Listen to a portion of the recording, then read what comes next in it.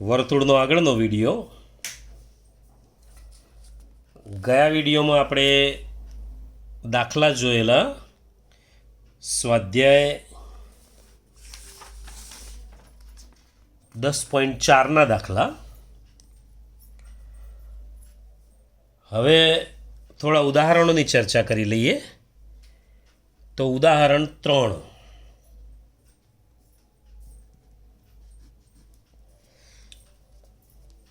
આપેલ આકૃતિમાં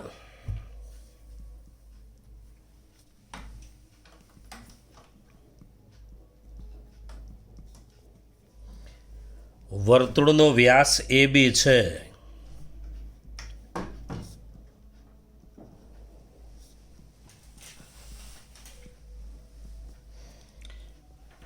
વર્તુળની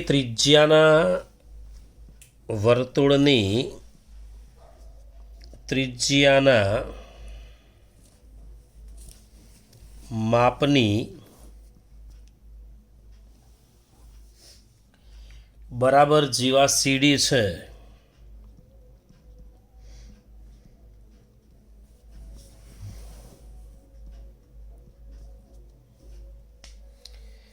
AC અને BD ને લંબાવતા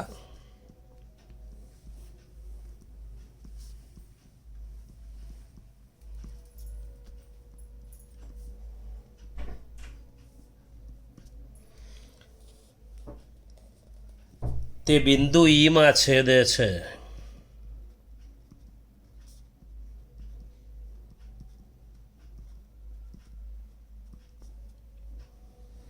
સાબિત કરો કે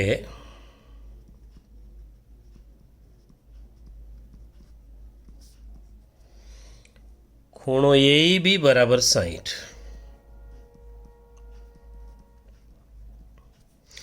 જો વર્તુળના ચેપ્ટરની ખાસિયત મેં જે સિદ્ધાંતોની આગળના વિડીયોમાં ચર્ચા કરી છે એ બધા સિદ્ધાંતો મગજમાં હોય તો જ વર્તુળના દાખલા આવડે. અને આપણી બુકના જે દાખલા આપેલા છે જે તમે આગળના સ્વાધ્યાય 10.4માં પણ ગણી ગયા અને હવે જે શીખી રહ્યા છીએ, વર્તુળનો દરેક સિદ્ધાંત મગજમાં હશે તો જ આવડશે. એટલે વર્તુળના સિદ્ધાંતોના આગળ જે વિડીયો થયા એ વિડીયો જોઈ લેજો, ના જોયા હોય તો. અને ખબર ના પડી હોય તો ફરીથી એકવાર સમજી લેજો એને. તો વર્તુળના સિદ્ધાંતોની ખબર નહીં હોય તો વર્તુળના દાખલાઓમાં પ્રોબ્લેમ થાય જ. હવે આકૃતિમાં શું કહે છે જુઓ કે વર્તુળનો વ્યાસ AB છે. ચલો વર્તુળ,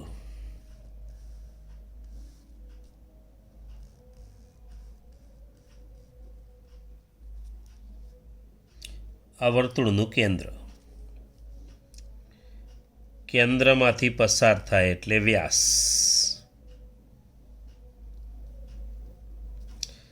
આ વ્યાસ AB છે. હવે એમ કહે છે કે વર્તુળની ત્રિજ્યાના માપની બરાબર જીવા CD છે. હવે એક જીવા CD છે, એક જીવા CD લઈએ.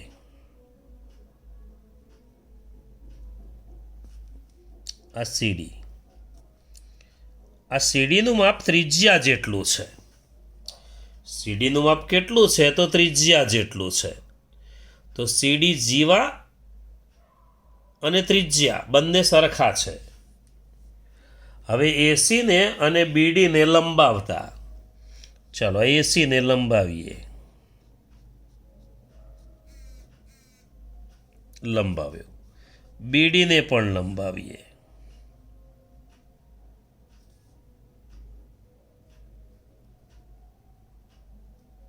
લંબાવ્યા. AC ને લંબાવીએ, BD ને લંબાવીએ તો બંને E બિંદુમાં છેદે છે. E માં છેદે છે, આટલે સુધી લંબાવીશું.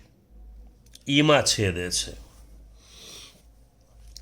AC ને અને BD ને લંબાવતા AC ને આમ લંબાવીએ, BD ને આમ લંબાવીએ. CD માપ છે એ ત્રિજ્યા જેટલું છે. હવે એક કામ કરીએ,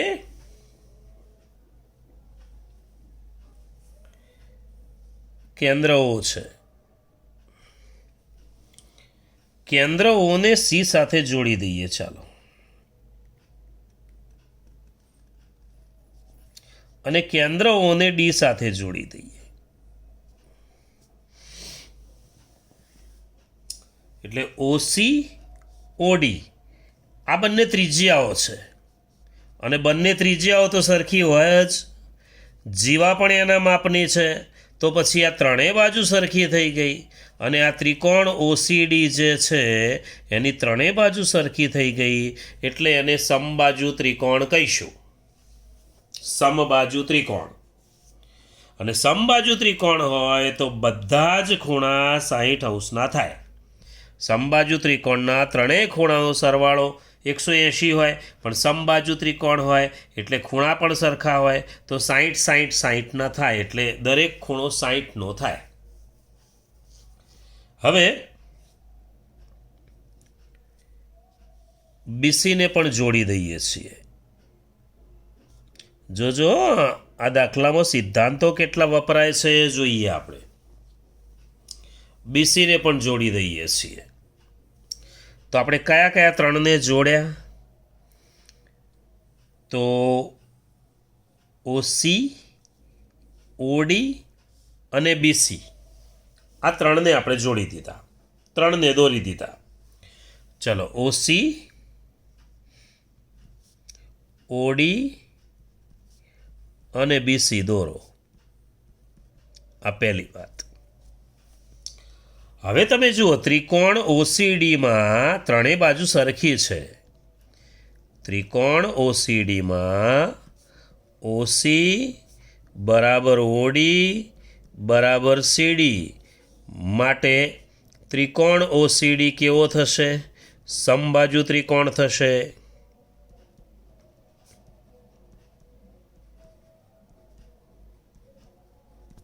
અને સમબાજુ ત્રિકોણ થાય ઓસીડી, તો આ ખૂણો જે દેખાય છે આની આમ તો ત્રણેય ખૂણા 60 થાય, પણ આની જરૂર છે, તો ખૂણો સીઓડી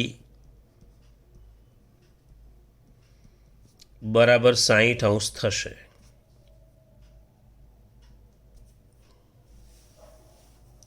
ખૂણો સીઓડી બરાબર 60° થાય. હવે આગળ એક સિદ્ધાંત એવો આવી ગયો કે માની લો કે આ સીડી છે, આ સીડીએ કેન્દ્ર આગળ આંતરેલો ખૂણો એના કરતાં વર્તુળના બાકીના ભાગ ઉપર આંતરેલો ખૂણો, જો સીડી છેડા એના એ જ છે.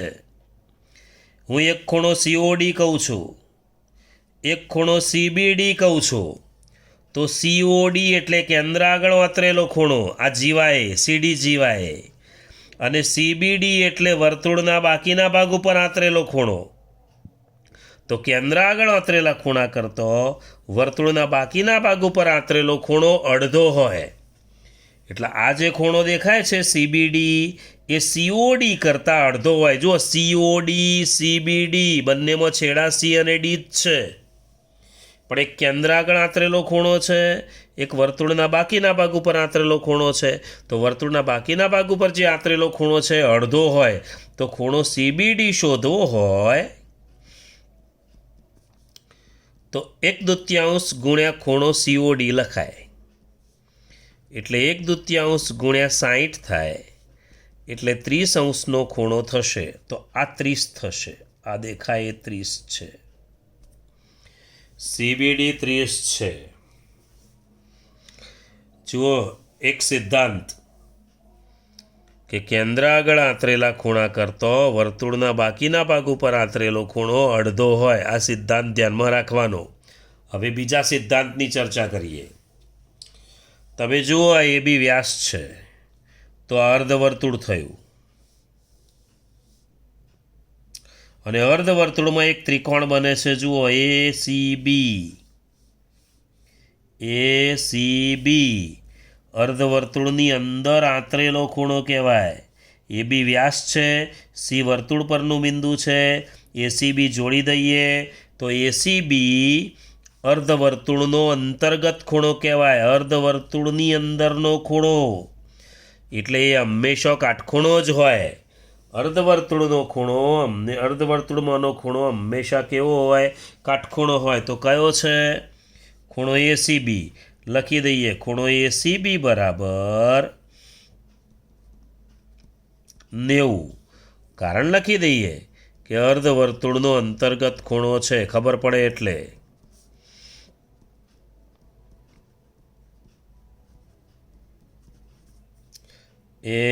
એસીબી એટલે આ ખૂણાની વાત છે. જુઓ આ કાટખૂણો છે એસીબી. હવે એસીબી જુઓ, એસી આખી લાઈન છે. એસીબી અડધો ખૂણો છે. પેલી બાજુથી ઈસીબી આવે છે. જુઓ ઈસીબી. તો એસીબી અને ઈસીબી રૈખિક જોડના ખૂણા થશે. આ એક લીટી વચ્ચે આવી ગઈ.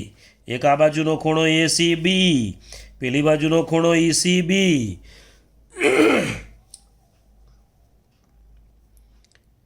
આ બંને ખૂણા થશે રૈખિક જોડના ખૂણા.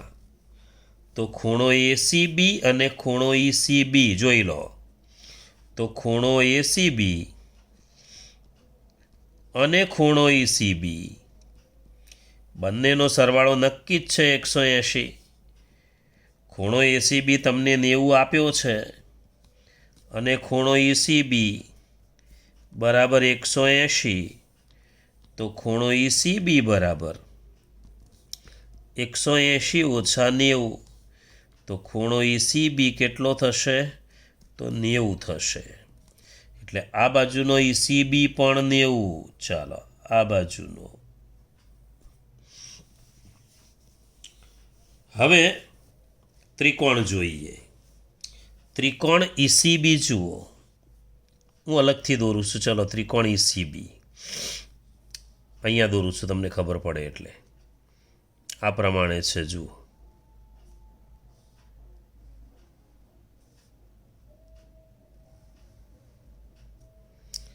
ECB, ECB. ચાલો આ ત્રિકોણ છે. આ કાટખૂણો છે.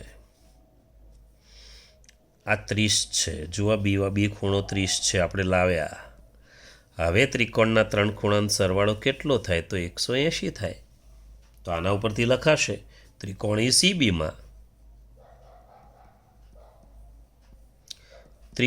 ઈસીબીમાં નામ લખ્યું એટલે ખૂણો ઈ વત્તા ખૂણો સી વત્તા ખૂણો બી બરાબર 180. ત્રિકોણનું નામ લખીએ તો આવા ટૂંકા નામ ચાલશે, નહીં તો તમારે આખા નામ લખવા પડે. ઈસીબી, કારણ કે સી ખૂણા 2 હોય. આ પણ ખૂણો સી કહેવાય, આ પણ ખૂણો સી કહેવાય. એટલે પણ ત્રિકોણનું નામ લખ્યું છે એટલે ચાલશે.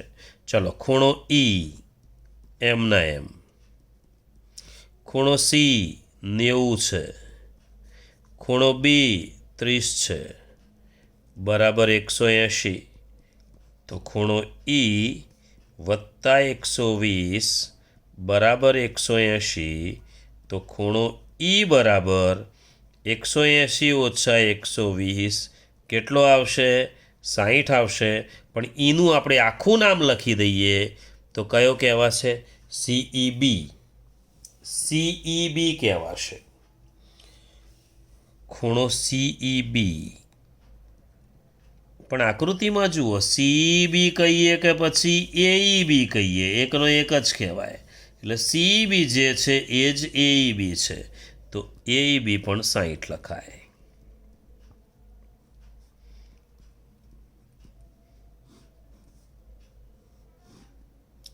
આ સાબિત કરવાનું છે. ફરીથી એકવાર ઓસી ઓડી અને બીસી જોડીએ એટલે આ સમબાજુ ત્રિકોણ થશે. સમબાજુ ત્રિકોણના 3 ખૂણા 60-60-60ના થાય. આપણે સીઓડીની જરૂર છે એટલે 60 લીધો. જે કેન્દ્ર આગળ આતરેલો ખૂણો છે, આ જ સીડી દ્વારા સીબીડી પણ બીજો ખૂણો વર્તુળ ઉપર આતરેલો છે, એના કરતાં અડધો હોય એટલે 30 થાય. હવે અર્ધવર્તુળની અંદર અંતર્ગત ખૂણો છે એ 90 નો હોય, એટલે બાજુનો ખૂણો પણ રૈખિકના કારણે 90 નો થાય. આ 90 થયો, આ 30 થયો. ત્રિકોણના 3 ખૂણાનો સરવાળો 180નો ઉપયોગ કરીએ એટલે 60 થશે.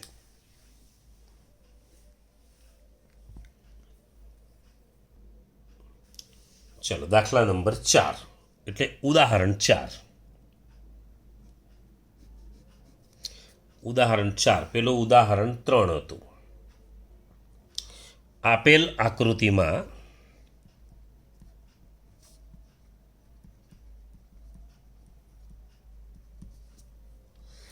ABCD ચક્રીય ચતુષ્કોણ છે. ચક્રીય ચતુષ્કોણ એટલે જેના ચારેય શિરોબિંદુઓ વર્તુળ ઉપર આવેલા હોય એને ચક્રીય ચતુષ્કોણ કહીશું. AC અને BD વિકર્ણો છે.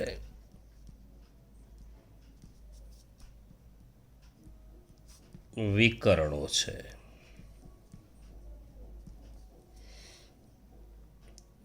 ખૂણો DBC 55 છે.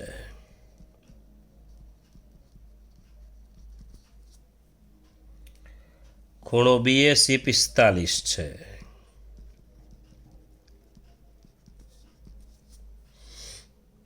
ખૂણો BCD શોધો.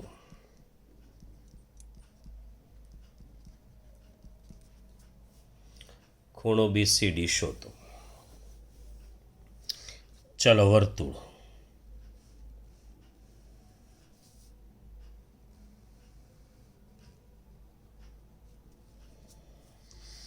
ABCD ચક્રીય ચતુષ્કોણ છે, દોરી દઈએ આપણે.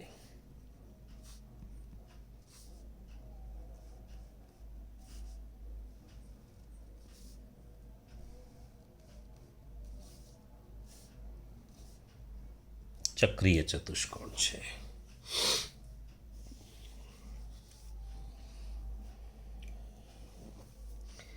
AC અને BD વિકર્ણો છે.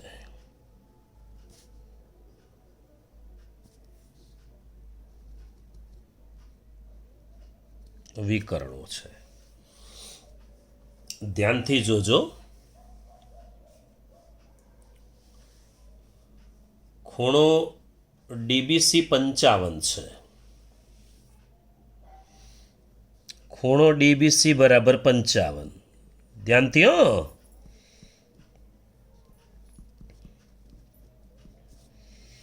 ચાર બિંદુ વર્તુળ ઉપર આપેલા હોય તો હું શીખવાડું છે ટેકનિક, ધ્યાનમાં રાખી લો.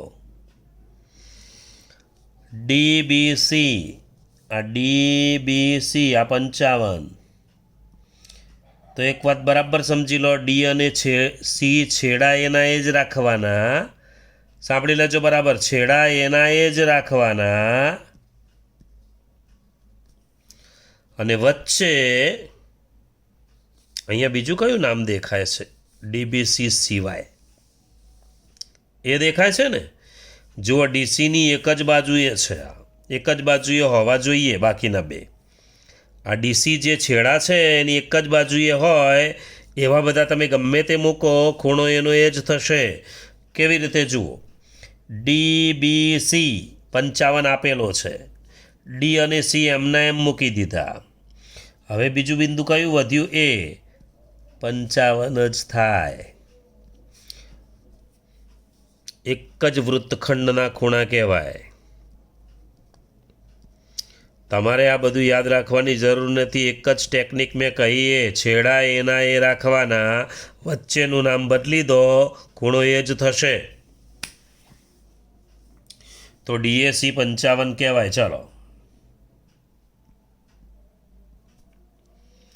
હવે BAC 45 છે. BAC આ 45 છે આ બાજુનો. તો જુઓ, BAC 45 હોય ને તો B અને C છેડા રાખીને વચ્ચે D મૂકો તો BDC પણ 45 જ થાય. આ BDC લખવું હોય તો 45 થઈ જાય. BDC 45 થઈ જાય. જો લખી દઈએ, BAC 45. છેડા એના એ જ છે, B અને C જ. વચ્ચેનું નામ બદલી દઈએ, કેટલો થાય 45 કૌંસમાં શું લખવાનું રહે એક જ વૃત્તખંડના ખૂણા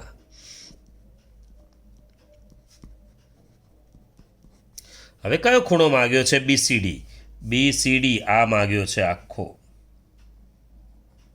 ચલો ત્રિકોણ દેખાય છે બીસીડી ત્રિકોણ બીસીડી જુઓ એમાં એક ખૂણો ડીબીસી એક બીસીડી એક બીડીસી 45 છે ચલો આ ત્રિકોણના ત્રણ ખૂણાનો સરવાળો 180 કોણ કોણ ખૂણો બીડીસી એટલે આ ડીબીસી અને બીસીડી ત્રણેયનો સરવાળો 180 ચલો ડીબીસી કેટલો બીડીસી 45 ડીબીસી 55 ખૂણો બીસીડી બરાબર 180 45 ને 55 એટલે 100 વત્તા ખૂણો બીસીડી બરાબર 180 તો ખૂણો બીસીડી બરાબર 180 માઇનસ 100 તો ખૂણો બીસીડી બરાબર 180 જો ત્રિકોણના ત્રણ ખૂણાનો પહેલાં જોઈ લો ડીબીસી 55 તો ડી અને સી છેડા એમના એમ વચ્ચેનું નામ જ બદલ્યું ખાલી એ જ ખૂણો રહે આમાં પણ એવું થાય એ ખૂણા આપણે દર્શાવી દીધા હવે ત્રિકોણના ત્રણ ખૂણાનો સરવાળો 180 જો એવું ના કરવું હોય તો જુઓ બીજો રસ્તો આ બંનેનો સરવાળો કરો એટલે આખો ખૂણો થઈ જશે 100 હવે આ ચતુષ્કોણ ચક્રીય ચતુષ્કોણ છે સામસામેના ખૂણાનો સરવાળો 180 આ 100 છે એટલે આ 80 જવાબ આ બીજો રસ્તો એ રીતે પણ દાખલો ગણી શકાય તમને જેમ અનુકૂળ પડે એમ ગણવાનું છે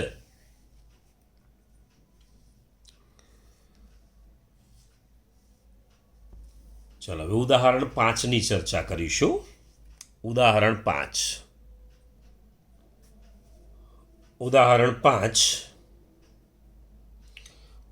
5માં બે વર્તુળો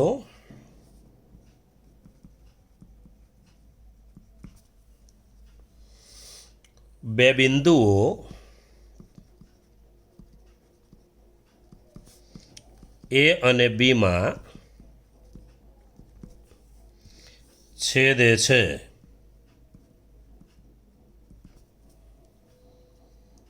આ બે વર્તુળોના વ્યાસ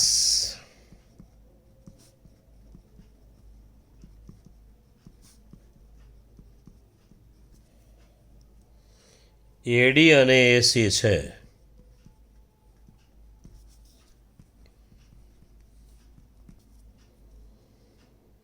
સાબિત કરો કે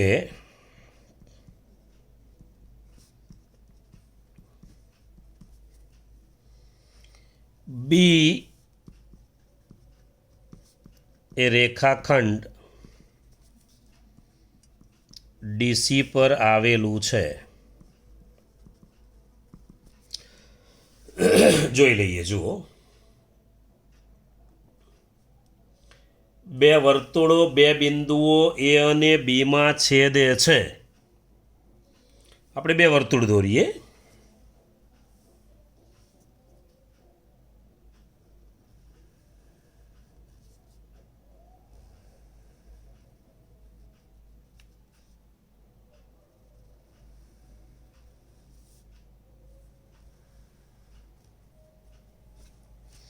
બે વર્તુળો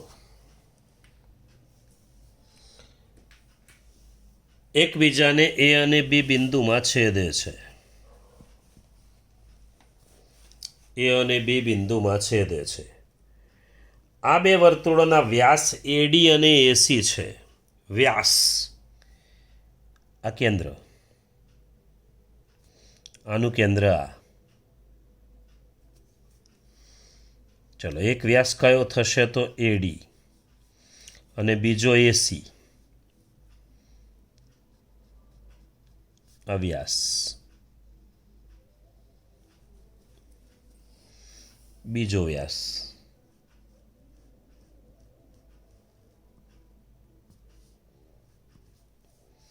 આ એડી, આ એસી.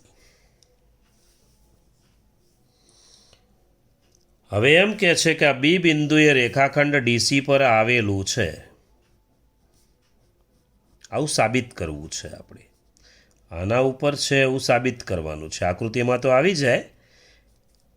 હા, એ બી આ જો આ કેન્દ્ર છે એટલે આ વ્યાસ થયો. આ પણ કેન્દ્ર છે એટલે આ વ્યાસ થયો. એણે એમ કહ્યું છે કે વ્યાસ એડી અને એસી છે. એડી અને એસી વ્યાસ છે. હવે આ અડધું વર્તુળ થયું. જુઓ, અર્ધ વર્તુળ છે. આ પણ અર્ધ વર્તુળ છે. હું જોડી દઉં છું. ચાલો એ બી જોડી દઉં છું. પહેલાં આપણે એ બી દોરી દીધો. ચલો એ બી દોરો. પહેલી વાત એ બી દોરો. એ બી દોર્યા પછી હવે જુઓ અર્ધવર્તુળ થયું. અને અર્ધવર્તુળમાં એ બી ડી અંતર્ગત ખૂણો થયો. અર્ધવર્તુળનો અંતર્ગત ખૂણો આગળના દાખલામાં સિદ્ધાંત જોયો આપણે. અર્ધવર્તુળ છે, આ અંતર્ગત ખૂણો છે એ બી ડી, કાટખૂણો થશે. તો ખૂણો એ બી ડી બરાબર 90.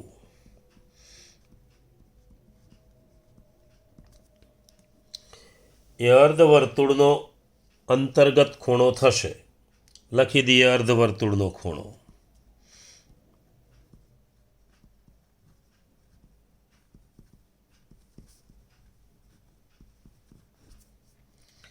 હવે આ બાજુ પણ એવું થશે. જુઓ, આ પણ અર્ધવર્તુળ છે તો ખૂણો એબીસી એ પણ 90 થશે. એ પણ અર્ધવર્તુળનો ખૂણો છે.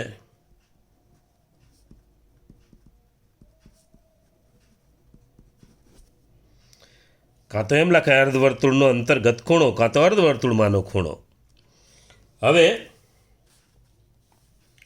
આ બંને જે ખૂણા દેખાય છે એ બી ડી અને એ બી સી, બંનેનો સરવાળો કેટલો થઈ જાય? 180.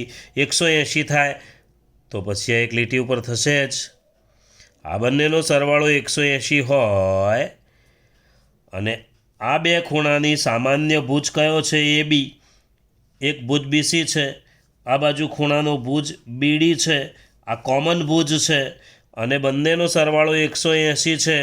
રૈખિક જોડ જેવું થઈ જાય. રૈખિક જોડ જેવું થઈ જાય આ એક જ લીટી થશે. 180 સરવાળો થાય છે એટલે.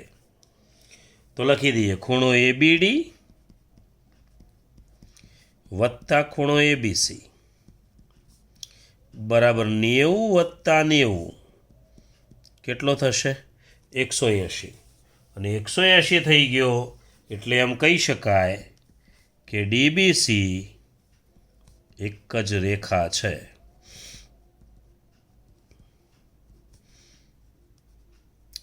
માટે એમ કહી શકાય કે બી એક જ રેખા હોય તો બી એ ડીસી ઉપર હોય જ. આપણે સાબિત કરવું છે બી એ રેખાખંડ ડીસી પર આવેલું છે. ડી એ રેખાખંડ બીસી પર આવેલું છે.